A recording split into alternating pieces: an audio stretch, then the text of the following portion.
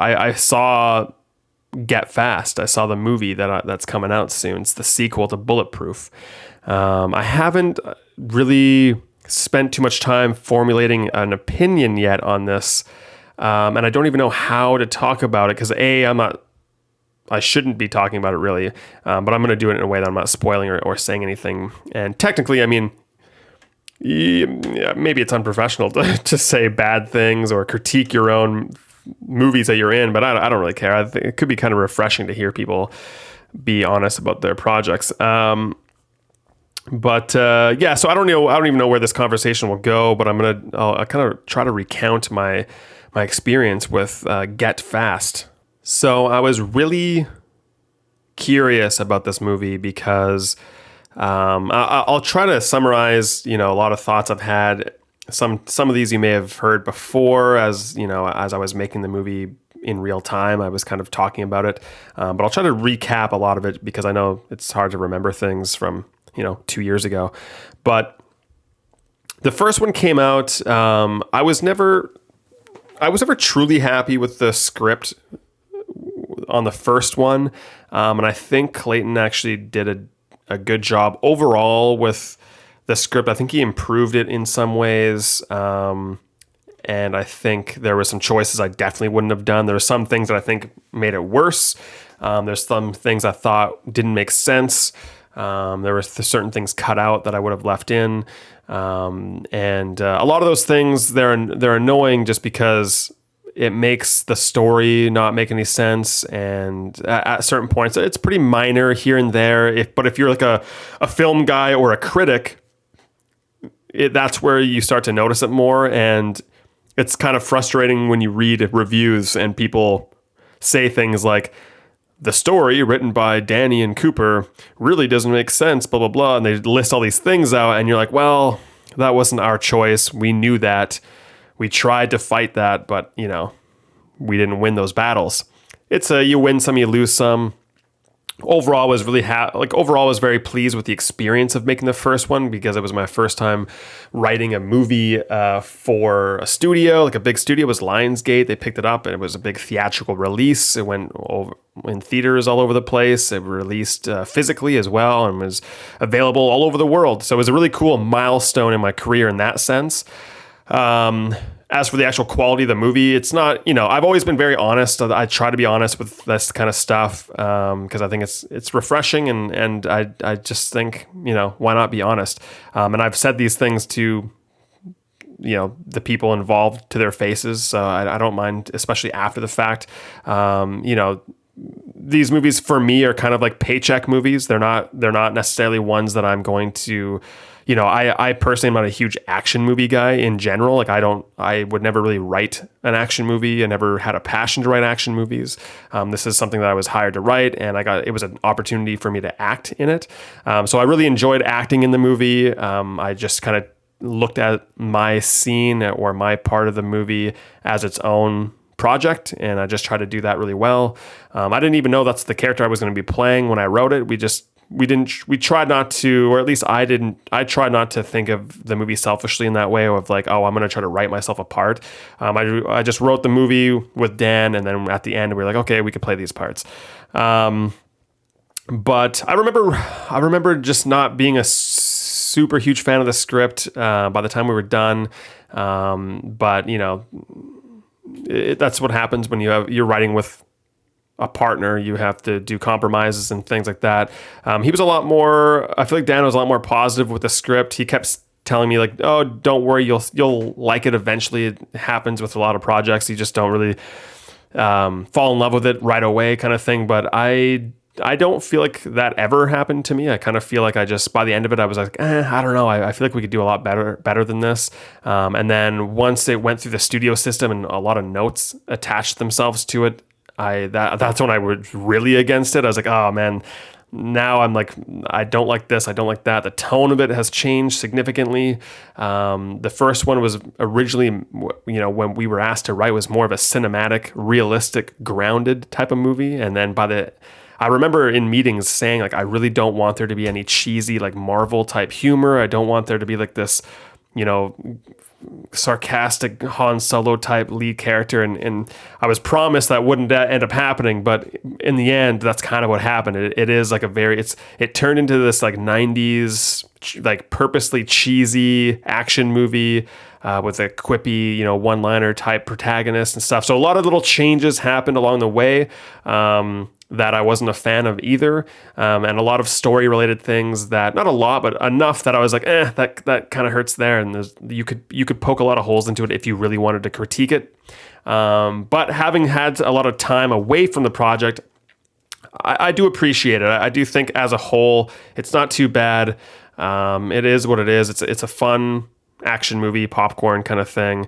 Does it need to exist? Probably not, but it's a stepping stone to bigger things. And at the end of the day, it's a paycheck. Really, it's helpful to make money off of art, so that you can make more. And not saying that this is necessarily art, but it helps me. Maybe I could put the money I get from this toward other things like that. And it also is a stepping stone for my career in that I now worked with a big studio. So now I know how to navigate that a bit better. And I was looking forward to the sequel because I was like, okay, I'm going to use all this experience I have now with working with these people, and maybe I can craft a script that's even better than the first one and something that I actually like, while at the same time giving them the things that they need in order to make the movie. And so I was very proud of my script when it was done, because it was short, it was precise, it was focused. It nailed every single thing that it was asked of me to do, and then some. And it also managed to fix some of the problems with the first one in a very subtle, covert way. And it also introduced... It just felt very solid. It was like, okay, there's some meat on the bones here. It's not just a throwaway action movie. There's a little bit here, but at the same time, the balance. I got a lot of compliments on the script from other people saying that they couldn't believe how well I balanced like the story and the action. It never felt like I went too far in one direction. I always stayed focused with the type of movie they wanted to make, and I somehow, against all odds, slipped in every little thing that I would like, without ever taking away from the stuff that they want. It always seemed like their kind of movie kind of thing. So I was really happy with that. It was tricky. It was a very tricky Rubik's Cube to put together and to assemble perfectly as it was. And then the rewrites started happening, and I tried again from the experience I had with the first one. I knew they were kind of happen anyway, and so I knew like don't not to get too attached to anything, because it's probably going to change, and that's what happened. And so I was very easy to work with in the second one. I was just like, okay, I'll change that. I'll do whatever you want. I just kept being easy to work with and flexible, because I knew that's what was going to happen anyway. But I knew that not too much could change just because of the way the script was written, because I was very smart about that. Like I said, I used the experience from the first one to sort of have foresight towards things they may say in the future. And so the script was able to stay fairly, I think the notes I got from people were weird at times, and they felt like they were serving other things rather than the movie. Like it'd be like, okay, does this actually make the movie better, or does it make this someone's ego feel better, or does it make this person feel better, or some random person who's not even involved in the movie who gives notes, does it appease them? Like it always felt like, okay, whatever, I'll do it, I guess. But I always voiced my opinion. I was always like, I'll do this, but I just letting you know, I do think it's not as good now. But after I got my polish out, I was like, okay, this is even with the changes I didn't like, I was like, this is still pretty cool. There's some humor to it. There's some cool darkness to it. There's an element to the plot that I felt was very surprising. And yeah, everything just felt like, even with the things I didn't like, I managed to do it in a way where I'm like, okay, everyone's happy. There's compromise. I'm not 100% happy, but there's enough. It stayed relatively pretty good. But then the strikes happened. And when the strikes happened, changed everything. So the strikes happened, and that shrank the movie almost got canned completely because we couldn't make it anymore. And we lost, I think there was some shrinking in the budget. And if we did want to shoot it, we'd have to change the script to match the new budget. We would have to use all Canadian cast and crew, which was kind of a blow to me. I was actually very excited at the names that we were approaching for the sequel.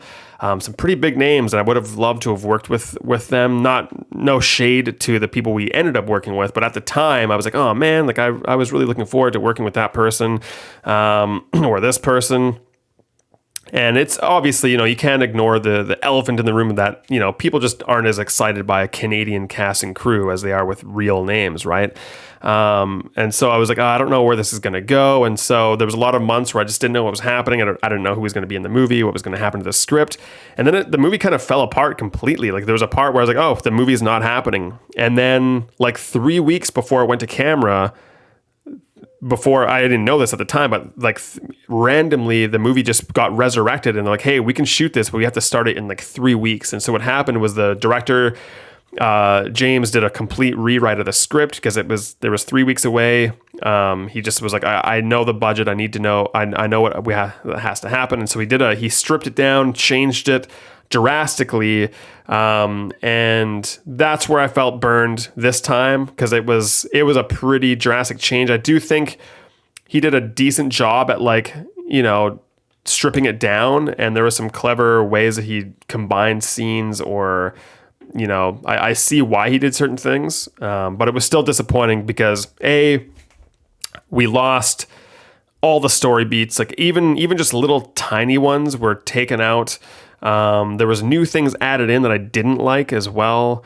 And then there was the huge surprising thing in the plot that I think would separate the movie apart from so many other movies that was taken out. So a lot of the things that I had that were in there that were kind of keeping me hanging on were all of them gone. And again, tried to just keep going with the punches. I was very disappointed at first, but I was like, okay, whatever. It's, it is what it is. It has to happen.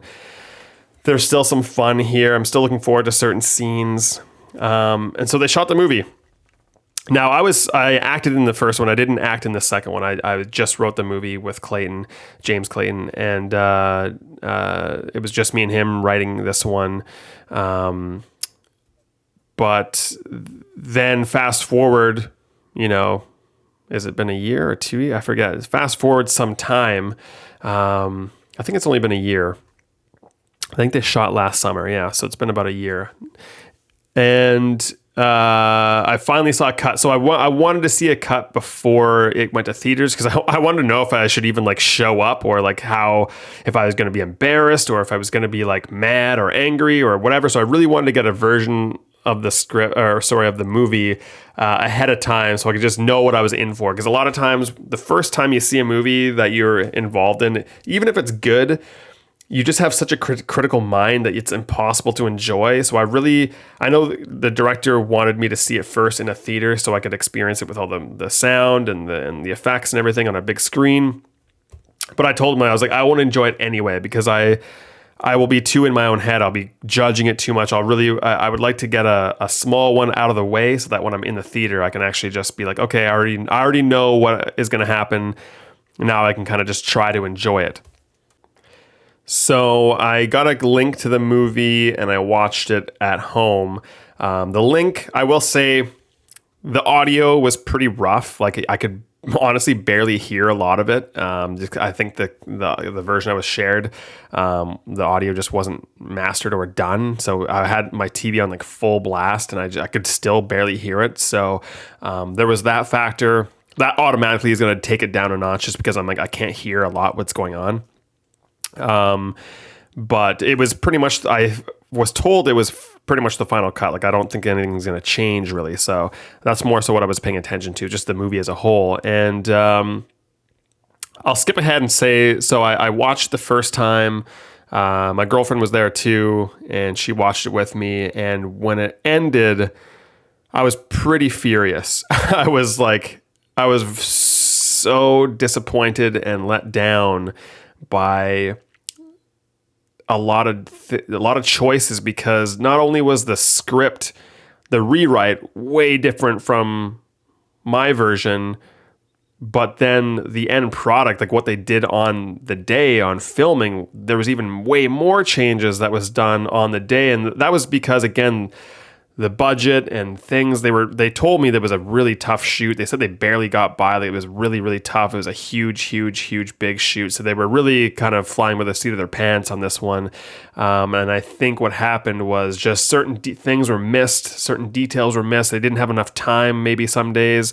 And they were just doing their best kind of thing. And at the end, I was like, oh man, like there's so many notes I have. There's so many things I can't believe. But then I kind of just try to step away from it for a moment. And my girlfriend agreed even too. Like, she listened to what I said, and I think she agreed with all of it. She also had a ton of things that she was saying about it as well. She had some good notes. I like listening to her because she is not involved in it at all. So you're getting kind of just a normal person's perspective on a movie. But I stepped away after a while. I was like, okay, I need to just forget this for a bit. And then the next morning I watched it by myself with earbuds in to try and listen more.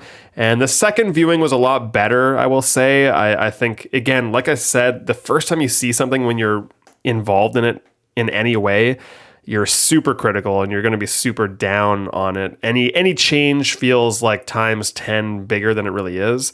And honestly, most changes, people that watch it aren't even going to know. Like, they're not going to know what was there. Certain things might seem strange to certain people, but they're not going to know. They're not going to perceive it the same way someone like I will, because I'll know the entire story of the making of the movie and how the script used to be and blah, blah, blah, blah. So things like I see from a minute to minute are way different, and I always have to remind myself of that. But I do definitely have some bad I want to talk about. I have some good I want to say as well.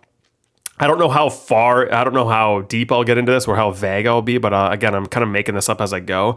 And I know it sounds like I'm going to be really mean here, but I'm not. I'll try to stay relatively constructive or whatever.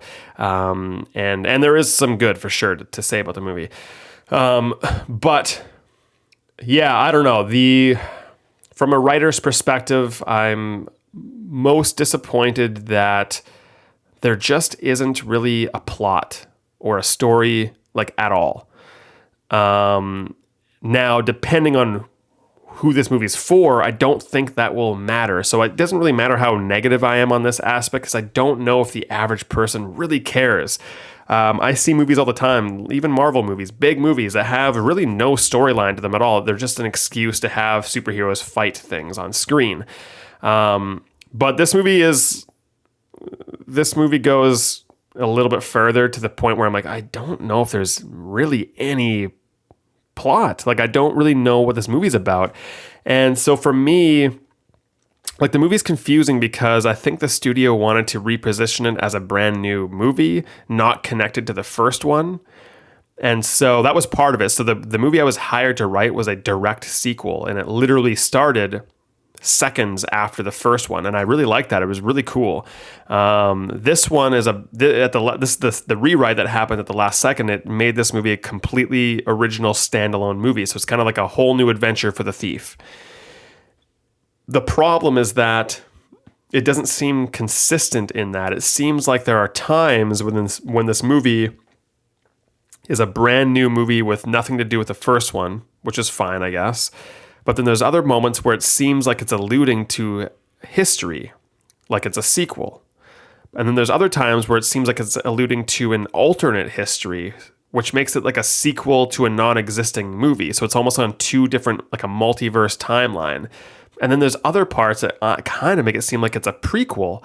So there's all this weird, it's almost like a multiverse thing where it's like, I feel like it's the first sequel in history where if you've seen the first one, you'll be more confused than if you were someone just watching this movie randomly and you've never heard of it before and you've just seen the second one. You'll probably feel less confused than someone who's seen the first one, because it's very all over the place in terms of, like, again, take all these critiques with a grain of salt, because I'm getting in nitty gritty here. Most people who watch this aren't even going to notice they're going to be like, what are you talking about? I'm coming at it with a very detailed magnifying glass, going over little details. So I'm picking it apart in a way that most people wouldn't pick apart an action movie like this.